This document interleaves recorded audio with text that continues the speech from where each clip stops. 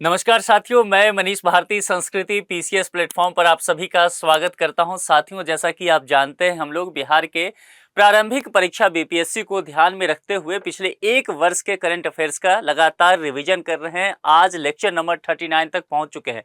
जो लोग 1 से लेकर 38 तक के लेक्चर नहीं देखे हैं, प्लेलिस्ट में जाइए। प्रत्येक दिन आप वहां देखेंगे कि हम लोग 10 टॉपिक लाते हैं, जिससे 10 क्वेश्चन तैयार करते हैं। तो करंट अफेयर्स पूरी तरह से तैयार हो जाएगा आपका। शाम के 6 बजे डेली आप जो है संस्कृति पीसीएस चैनल पर जुड़ सकते हैं। आपके लिए एक यहाँ पर ऑफर भी है।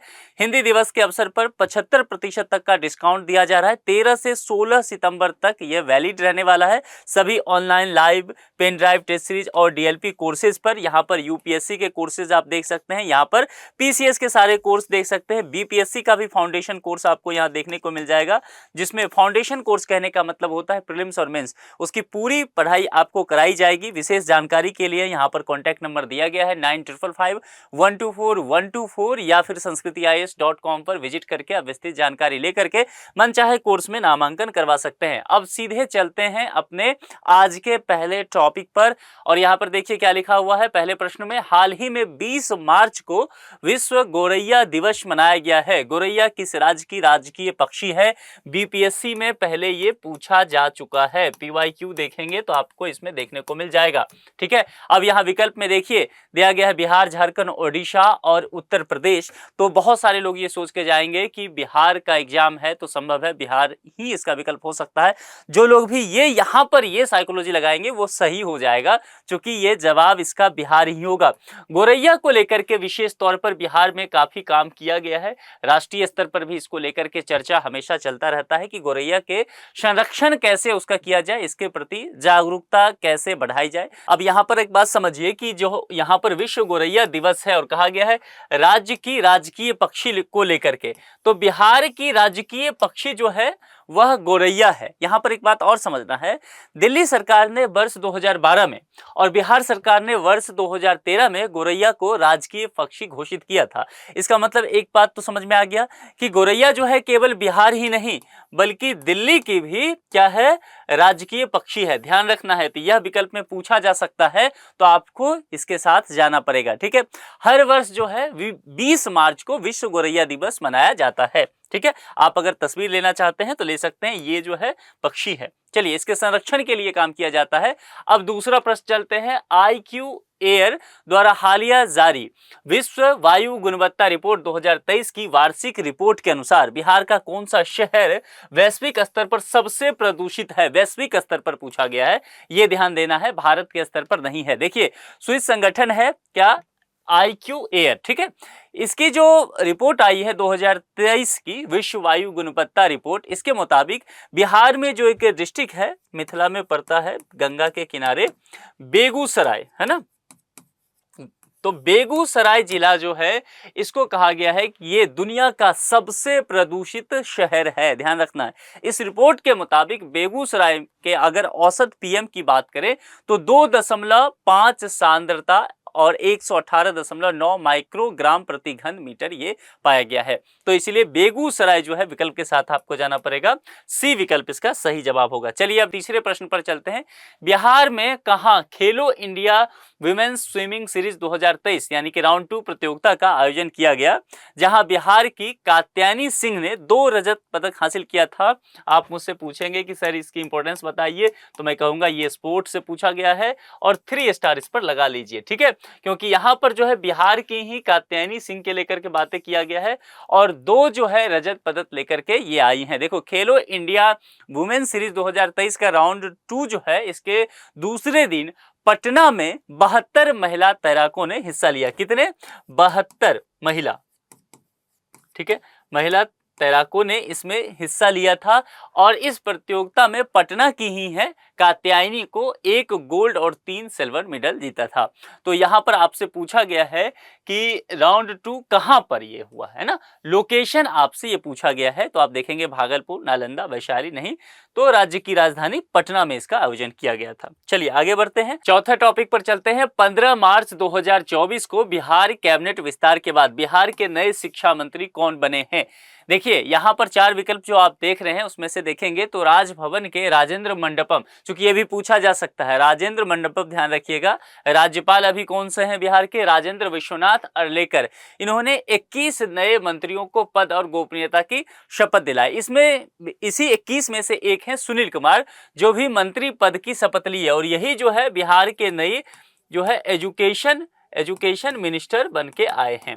तो सही जवाब क्या हो जाएगा? ए के साथ आपको जाना है। चलिए अब यहां पर चलते हैं 5वें टॉपिक पर। चूंकि देखिए आप लोग लगातार कह रहे थे कि सर भारत के ओवरऑल का जो पैन इंडिया करंट अफेयर्स है वो तो आपने करा दिया, तो बिहार स्पेशल आप करा दीजिए, बिहार से संबंधित सारे टॉपिक लेकर के आएंगे। तो देखिए यहां पर जो जितने टॉपिक आपको दिखेंगे मैक्सिमम आपको देखने को मिलेगा कि वह बिहार से संबंधित है। तो बिहार पर फोकस जो करंट अफेयर्स होने वाला है उसकी तैयारी अब आपको ही हो रही है, तो ये आपको ध्यान में रखना है। मुख्यमंत्री नीतीश कुमार ने बिहार डेयरी एवं कैटल एक्सपो 2023, यहां ये इंपॉर्टेंट पॉइंट है, ठीक है, ध्यान रखना है, इस पर आप 3 स्टार लगा लीजिए, पूछा जा सकता है। एक्सपो 2023 का उद्घाटन कहां किया? देखिए कहां किया, ये लोकेशन बहुत ज्यादा जरूरी नहीं है, बल्कि इससे संबंधित जो चीजें हैं वह है। देखिए ये जो है, जैसा कि यहां पर आपको दिख रहा है, बिहार डेयरी एवं कैटल एक्सपो 2023, आजकल जो है स्टेटमेंट वाइज आने लगा है क्वेश्चन, ठीक है। तो आपसे ये पूछा जा सकता है कि ये कितने दिन तक चला। एक स्टेटमेंट हो सकता है कि 5 दिवसीय था, 3 दिवसीय, 4 दिवसीय, तो 3 दिवसीय के साथ जाना है, ये 3 दिवसीय था, ठीक है। और दूसरी बात यहां जैसा कि आपसे पूछा गया है लोकेशन, तो लोकेशन इसका पटना बिहार की राजधानी रखा गया है, तो एक स्टेटमेंट ये बन सकता है। इसके अलावा मुख्यमंत्री नीतीश कुमार ने जो बिहार पशु विज्ञान विश्वविद्यालय पटना का पशु पोषण ऐप जो है उसे भी लॉन्च किया था। कौन सा ऐप लॉन्च किया था? पशु पोषण ऐप। तो ये आपको ध्यान रखना है, ये भी आपसे पूछा जा सकता है। ये कहां का ऐप था? तो बिहार पशु विज्ञान विश्वविद्यालय पटना, ठीक है। इतना चीज आपको ध्यान रखना है, इससे संबंधित बातें, इससे ज्यादा नहीं आएगा। चलिए 6ठे टॉपिक पर चलते हैं। हाल ही में चर्चा में रहा मिशन दक्ष का संबंध किस राज्य से है? मिशन दक्ष अगेन इंपॉर्टेंट है, लगातार ये चर्चा में ऐसे शब्द अखबार वगैरह में बने रहते हैं, तो आपको ये समझना पड़ेगा, इससे प्रश्न पूछे जा सकते हैं। और मिशन दक्ष जो है वह शिक्षा से रिलेटेड चीज है, यानी कि शिक्षा, ये पहले ही इसको ध्यान रख लीजिए, कहते हैं कि दक्षता हासिल करना है ना, तो यह शिक्षा से संबंधित बातें हैं। तो एक बात तो यहां पर यह समझ में आ गया। देखिए इसके विषय में कुछ समझ लीजिए। बिहार सरकार ने 1 दिसंबर 2023, तो डेट आपसे ये पूछा जा सकता है, ये इंपॉर्टेंट है आपके लिए, ठीक है। क्या हुआ था 1 दिसंबर 2023? तो बिहार सरकार ने इस तारीख को यह घोषणा किया कि बहुत सारे ऐसे बच्चे होते हैं जो किसी भी वजह से बीच में पढ़ाई छोड़ देते हैं, स्कूल की पढ़ाई छोड़ना पड़ जाता है। तो ऐसे छात्रों की संख्या जो है बिहार में लगातार बढ़ रही थी। तो इसकी संख्या को कम करने के लिए बिहार सरकार एक महत्वाकांक्षी योजना लेकर के आई, जिसका नाम रखा गया दक्ष मिशन, ठीक है। तो मिशन दक्ष भी इसे कह सकते हैं, क्योंकि शिक्षा विभाग बिहार सरकार के आप अगर बैनर वगैरह पर देखेंगे तो मिशन दक्ष आपको दिखने को मिलेगा, ठीक है। पढ़ाई में कमजोर 25 लाख बच्चों को भी इसका लाभ मिलेगा। वर्ग 1-3 से लेकर के और 8 के ऐसे छात्र जो हिंदी के वाक्य धारा प्रभाव नहीं पढ़ सकते हैं, मतलब लगातार जो कहते हैं धारा प्रवाह पढ़ना, वो नहीं कर सकते हैं, ऐसे छात्र छात्राएं जो कि बेसिक मैथमेटिक्स नहीं जानते हैं उनके लिए।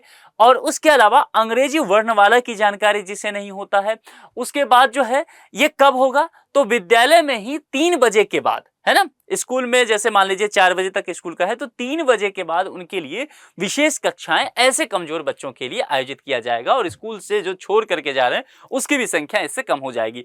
तो इसका सही जवाब क्या होगा? डी, बिहार। लेकिन इसके साथ जो बाकी चीजें मैंने बताया वो ज्यादा जरूरी है, उस पर ध्यान देना है। बिहार का कौन सा जिला वर्ष 2011 की जनगणना के अनुसार सबसे कम साक्षर है? ध्यान दीजिए, 2011 की जनगणना है, 2011 का सेंसस पूछा गया है, डिस्ट्रिक्ट का नाम पूछा गया है। मैंने आपको जनगणना जो मेंस वाला मैं पढ़ाता हूं अपना बिहार कार्यक्रम, बिहार स्पेशल, उसमें मैंने जनगणना का पूरा आपको बताया है एक लेक्चर। तो जो लोग उस प्रोग्राम को नहीं देख रहे हैं, तो 2 प्रोग्राम मेरा आता है, एक जो है पीसीएस पर जो करंट अफेयर्स शाम के 6 बजे, और एक अल्टरनेटिव डे पर आता है, एक दिन के बाद एक दिन वो प्रोग्राम आता है। वह अपना बिहार करके एक कार्यक्रम है, बिहार स्पेशल, वो शाम के 8 बजे के आसपास आपको मिल जाएगा। तो वह भी आप जाकर के पूरा देख लीजिएगा। उसमें मैंने जनगणना पढ़ाया है, विस्तार से सारे आंकड़े बताए हैं। और उस लेक्चर में मैंने बताया था कि ऐसा हो ही नहीं सकता कि बिहार में जनगणना वगैरह से प्रश्न आ जाए। सेंसस से हमेशा प्रश्न आता है।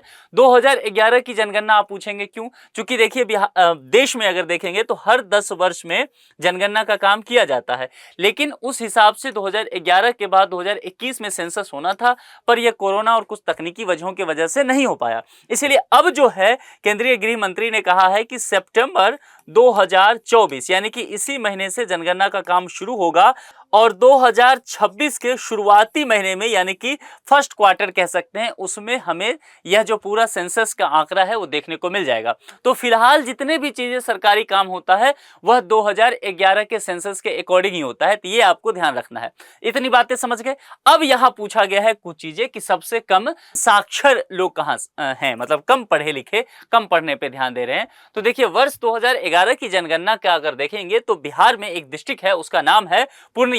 ये सीमांचल में पड़ जाता है। मिथिलांचल का जो पूर्वी वाला पूरा हिस्सा पड़ जाता है सीमांचल, ये पूर्णिया डिस्ट्रिक्ट है। ठीक है, तो पूर्णिया जिला में साक्षरता सबसे कम पाया गया। यहाँ का जो साक्षरता दर देखेंगे वह तकरीबन जो है 51.08% ओवरऑल आपको ये देखने को मिलेगा। ठीक है, जो कि अगर बिहार की कुल साक्षरता दर देखेंगे तो उससे काफी कम देखने को मिलता है। तो ये चीजें आपको ध्यान रखना है। जवाब क्या हो जाएगा? डी विकल्प के साथ जाना है, पूर्णिया। अगर पूर्णिया यहाँ पर देखेंगे तो ये डिस्ट्रिक्ट पड़ता है यहाँ पर। ठीक है, चलिए आगे बढ़ जाते हैं 8वें टॉपिक पर। 4 मार्च 2024 को मुख्यमंत्री नीतीश कुमार ने कहां बने भारत और एशिया का पहला डॉल्फिन रिसर्च सेंटर का उद्घाटन किया? मोस्ट इंपोर्टेंट टॉपिक, 5 स्टार लगाइए, क्योंकि डॉल्फिन को लेकर के लगातार काम चल रहा है। और गंगा डॉल्फिन, जब भी डॉल्फिन की चर्चा आएगी ध्यान रखिएगा, गंगा डॉल्फिन की चर्चा आएगा और गंगा डॉल्फिन को संरक्षित करने के लिए विशेष तरह के कार्यक्रम चलाए जा रहे हैं उन सभी राज्यों में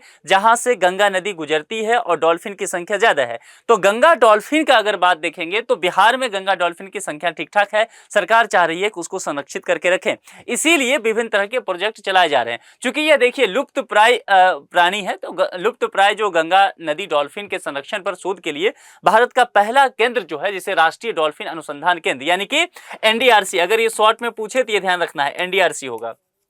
ठीक है, एनडीआरसी का जो है वह एक तरह से बहुत समय से ये मामला चल रहा था, लेकिन फाइनली इस पर अप्रूवल हो गया और चीजें बनके तैयार हो गया। तो ये जैसा मैंने कहा कि गंगा नदी में, तो एक जो नदी बिहार का मैं पढ़ाया हूँ बिहार स्पेशल में, उसमें मैंने एक बात कहा था कि नदी की महत्ता इससे भी होता है कि उसके किनारे कौन से शहर बसे हुए हैं। तो गंगा नदी के किनारे अगर आप देखेंगे तो भागलपुर भी है, गंगा के किनारे मुंगेर भी है और गंगा के किनारे पटना भी है, नालंदा नहीं है। ठीक है, ये ध्यान रखना है। ये 3 जो है वह गंगा नदी से सटे हुए हैं।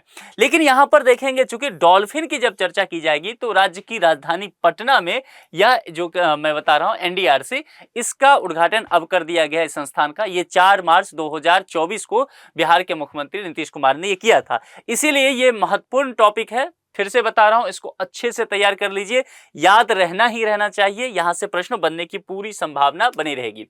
बिहार सरकार ने किस वर्ष तक शुद्ध शून्य कार्बन उत्सर्जन प्राप्त करने का लक्ष्य रखा है? यहां पर फिर से 5 स्टार लगाइए। ठीक है, ये क्वेश्चन आ सकता है, क्यों? क्योंकि यहाँ पर ये इन्वायरमेंट से संबंधित प्रश्न है, लगातार जो है भारत सरकार भी इसको लेकर के प्रयासरत है, तो यहाँ से प्रश्न आपको बनता हुआ दिखेगा। ठीक है, भारत सरकार भी 2030 रखी है, बिहार सरकार का देख लेते हैं, यहाँ पर विकल्प आपको है दिया हुआ। देखिए बिहार के मुख्यमंत्री नीतीश कुमार ने दरअसल एक ड्राफ्ट रिपोर्ट जारी किया, सही समझ लीजिए सारी बातें, चूंकि यहाँ प्रश्न बनेगा। अब ये जो आप देख रहे हैं शुद्ध शून्य कार्बन उत्सर्जन, तो कार्बन डाइऑक्साइड जो वायुमंडल में जा रहा है उससे क्या हो रहा है? वायुमंडल का ताप बढ़ रहा है। ठीक है, टेम्परेचर बढ़ने से क्लाइमेट चेंज हो रहा है, ग्लोबल वार्मिंग की समस्या आ रही है। तो वैश्विक स्तर पर कई इस तरह के सम्मेलन हुए हैं जिसमें यह तय किया गया है कि हम लोग जो है जो शुद्ध शून्य कार्बन उत्सर्जन को प्राप्त करने का लक्ष्य रखा गया। भारत सरकार ने भी अपने तरफ से लक्ष्य रखा है। तो यहां पर जो है बिहार सरकार ने भी यह टारगेट रखा है कि 2070 तक हम इस तरह की स्थिति में पहुंच जाएंगे कि कार्बन उत्सर्जन जो है वो हम शून्य कर लेंगे। यहां विकल्प में दिया गया है वर्ष 2070। भारत सरकार की जो इसको लेकर के पहल है उसके विषय में भी आप जानकारी ले लीजिएगा, क्योंकि ये आपके लिए जरूरी होगा। चलिए, किताब नीम का शहद के लेखक कौन है जिसका विमोचन हाल ही में नीतीश कुमार जी ने किया है? अब देखिए, यह जो है मोस्ट इंपोर्टेंट होने वाला है। क्यों मैं बता रहा हूं? एक तो बिहार में चर्चित व्यक्ति से प्रश्न पूछे जाते रहे, ठीक है। दूसरी बात, किताब यहां पर जुड़ा हुआ है तो किताब के जो लेखक वगैरह हैं ये आपको मिलान करने में दिया जा सकता है। तीसरी बात जो है, नीतीश कुमार खुद मुख्यमंत्री इसका उद्घाटन कर रहे हैं इस किताब का, तो इस पर नजर रहेगा आयोग का, ध्यान रखिएगा। देखिए, बिहार विधान परिषद के सभापति के कार्यालय कक्ष में विधान पार्षद और इसके अलावा वो नेत्र रोग विशेषज्ञ भी हैं, डॉक्टर राजवर्धन आजाद नाम है, यहां लिखा हुआ भी है ए विकल्प में, डॉक्टर राजवर्धन आजाद। इन्होंने इस किताब को लिखा है, इसका नाम है नीम का शहद। इसका विमोचन जो है मुख्यमंत्री नीतीश कुमार ने किया, ठीक है। अब देख लीजिए, तो ये ज्यादा इसीलिए इंपॉर्टेंट हो जाएगा क्योंकि ये विधान पार्षद भी हैं, ठीक है। तो ये आपको विकल्प ध्यान रखना है, ये नाम ध्यान रखना है। चलिए अब यहां पर आते हैं हम आपके लिए एक प्रश्न जो मैं रोज देता हूं। शुंग वंश की राजधानी थी, ध्यान देखिए, शुंग वंश की राजधानी थी कन्नौज, पाटलिपुत्र, राजगिरी या फिर सियालकोट। चार में से कोई एक विकल्प सही होगा, जो भी आपको सही लगे उसका चयन करके कमेंट बॉक्स में आप जरूर लिख दीजिए, ठीक है। मैं देख रहा हूं कि पिछले जितने भी जवाब आप लोग दे रहे हैं उसमें से ज्यादातर जवाब आप लोग के सही हो रहे हैं, ठीक है। तो आज भी जवाब दीजिए और लगातार इस लेक्चर से जुड़े रहिए, अपने दोस्तों के साथ शेयर कीजिए। और सबसे अहम बात, यदि अभी तक संस्कृति पीसीएस चैनल को आपने सब्सक्राइब नहीं किया है तो सब्सक्राइब कर लीजिए। अब कल मुलाकात होगी शाम के 6 बजे। अपना बेहद ख्याल रखिए, बहुत बहुत शुक्रिया।